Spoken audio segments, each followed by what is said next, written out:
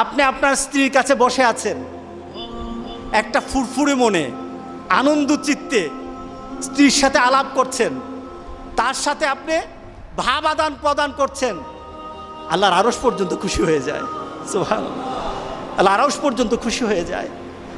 যতক্ষণ পর্যন্ত আপনি এইভাবে আপনার স্ত্রীর সাথে কথা বলতে থাকেন, স্ত্রীর কাছে বসা থাকেন, আপনার আমলনামার মধ্যে সওয়াব লিখতে থাকে।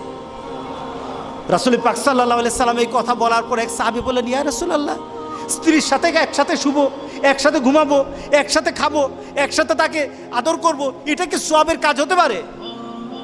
রাসূল পাক সাল্লাল্লাহু আলাইহি সাল্লাম বললেন, আচ্ছা তোমার স্ত্রীকে না নিয়ে তুমি যদি আরেকজন স্ত্রীর কাছে বসে থাকো, আছে কি না? আছে কি না? মজাই লাগে, উনিও খাইবেন, রেডি থাকেন।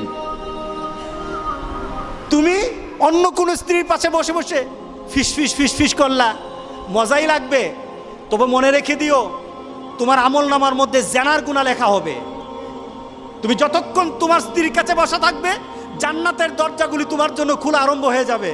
আর যতক্ষণ পর্যন্ত পরস্ত্রীর সাথে বসা থাকবে, ততক্ষণ পর্যন্ত তোমার আমলনামার মধ্যে গুনাহ লেখা হবে কিনা।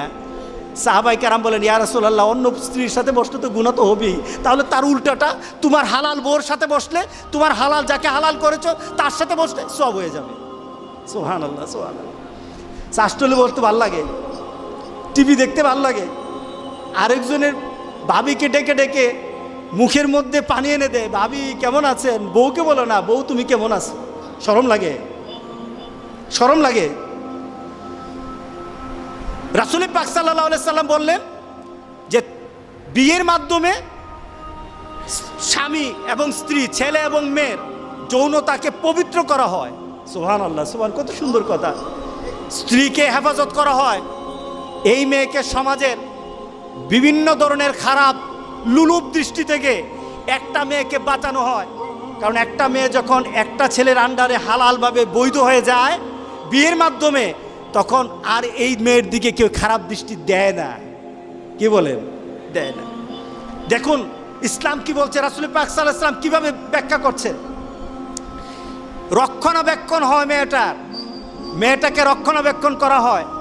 কারণ একটা ছেলে যখন একটা মেয়েকে বিয়ে করে, তার চিন্তা চেতনায়, তার ভাবনায় তখন মনে হয় যে এই মেয়েটাকে সকল ধরনের বিপদ আপদ থেকে আমি রক্ষা করব, আমি তার পাশে থাকব, আমি তাকে বিভিন্ন গার্ড দেব, তাকে তার বিপদের সময় আমি কাছে থাকব। কি বলেন? বলে কি না? আপনার স্ত্রীর কাছে যদি কেউ ঘেঁষায়, তখন মেজাজটা গরম হয় কি না? হ্যাঁ, কেন হয়? কারণ সে আপনার হালাল হয়ে গেছে। রাসূল পাক সাল্লাল্লাহু আলাইহি সাল্লাম বললেন, কেউ যদি ঘেঁষতে চায় তোমার মেজাজ গরম হয়ে যায়, তার পিছনে কারণ হলো তুমি তার রক্ষক হয়ে গেছো।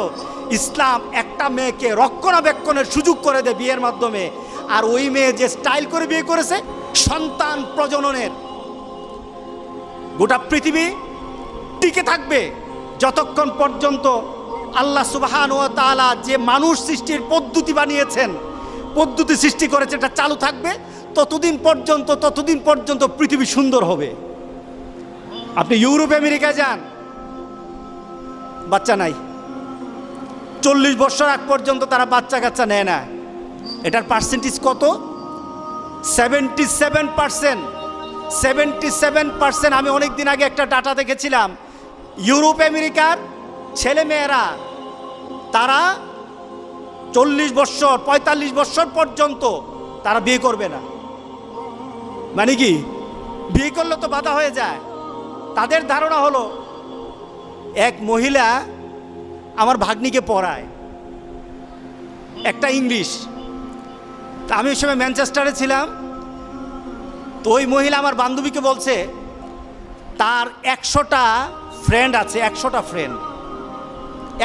ফ্রেন্ড। তো আমার ভাগ্নি মনে করেছে যে তার ফ্রেন্ডগুলি সবগুলি মেয়ে হবে। সে বলছে আমার 100টার মধ্যে 99টা হলো বয়ফ্রেন্ড, একটা হলো গার্লফ্রেন্ড। 99টা কি ফ্রেন্ড? বয়ফ্রেন্ড, আর একটা হলো গার্লফ্রেন্ড। কারণ তাদের কথা হলো বিয়ে আর বাচ্চা নেওয়ার মাধ্যমে আমাদের জীবনের যে একটা চাহিদা আছে, চাহিদাটা নষ্ট হয়ে যাবে। চাহিদাটা পূরণ করতে পারবো না। সুতরাং 100 ফ্রেন্ড কোন দিন কার কাছে যাবে এটাও তার তালিকা নাই। এটা হলো পশু থেকে আরো খারাপ। কি বলেন, ঠিক আছে কিনা বলেন? পশু থেকে আরো খারাপ। কিন্তু ইসলাম বলে কি?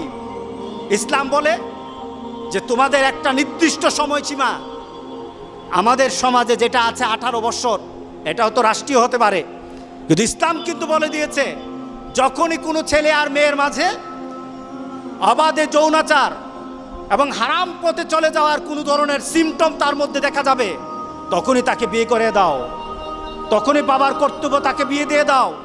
এটা আমার ইসলাম বলেছে, এটা আমার আল্লাহ বলেছেন, এটা আমার রাসূলের বলা। সুতরাং যতক্ষণ পর্যন্ত এই পদ্ধতি চালু না হবে জেনা ব্যভিচার কমবে না, বাড়তেই থাকবে, বাড়তেই থাকবে, লিপ্টুকে তার বাড়তে থাকবে।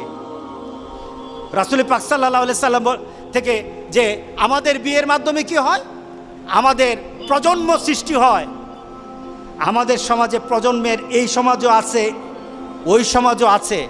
মুসলমানরাও বলে যদি বিয়ের মাধ্যমে সন্তান জন্ম নেয়, এই সন্তানগুলি হলো আখিরাতের পুঁজি। কোথাকার পুঁজি?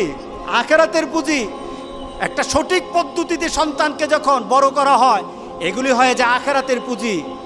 আর বিয়ে ছাড়া যে সন্তানগুলি হয়, আমাদের সমাজে সন্তানগুলির একটা নাম দিয়েছে, নামটা কি? হারামজাদা। কি বলেন, রাগ করতেছেন নাকি? কারণ কি?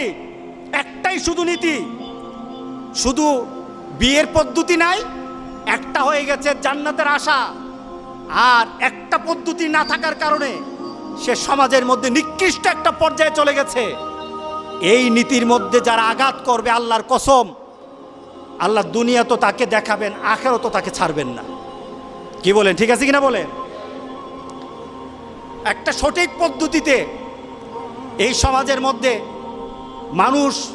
মানুষ বৃদ্ধির একটা ব্যবস্থা হয়ে যায়। এরপরে কি হয়? রাসূল পাক সাল্লাল্লাহু আলাইহি সাল্লাম কাল হাসুরের দিনের সাহাবায়ে কেরামদের সাথে একটা গর্ব করতেছিলেন। সুবহানাল্লাহ, উম্মত নিয়ে গর্ব করতেছিলেন। কি গর্ব? রাসূল পাক সাল্লাল্লাহু আলাইহি সাল্লাম বলছিলেন কাল হাসুরের দিন উম্মতরা দাঁড়ানো থাকবে, নবীরা সামনে থাকবে, উম্মত দাঁড়ানো থাকবে। কোন উম্মত হবে, কোন নবীর পেছনে উম্মত হবে 50 জন, 1000 জন, লক্ষ জন, কোটি জন হবে। কিন্তু আমি মুহাম্মদ রাসূলুল্লাহ সাল্লাল্লাহু আলাইহি সাল্লাম যখন হাসরের ময়দানে দাঁড়ানো হবে, আমার পেছনে উম্মতের সংখ্যা হয়ে যাবে কোটি কোটি, উম্মতের সংখ্যা হয়ে যাবে, সবার থেকে আমার উম্মতের সংখ্যা বেশি হয়ে যাবে। আমি তখন সেটা আনন্দ বোধ করব, আমার মধ্যে আনন্দ লাগবে, আমার মধ্যে একটা সম্মানবোধ সৃষ্টি হবে। বিয়ের মাধ্যমে রাসূল পাক সাল্লাল্লাহু আলাইহি সাল্লামকে ওই আখিরাতের ময়দানে, হাসরের ময়দানে যারা বিয়ে করে হালালভাবে সন্তান জন্ম দেয়, তারা রাসূলের সম্মান বৃদ্ধির জন্য তারা ব্যবস্থা করে। জোরে বলেন সুবহানাল্লাহ। কারণ সেখানে যদি উম্মত বেশি হয়, সম্মানটা কার হবে? আমার রাসূলের হবে। কার হবে সম্মান? আমার রাসূল।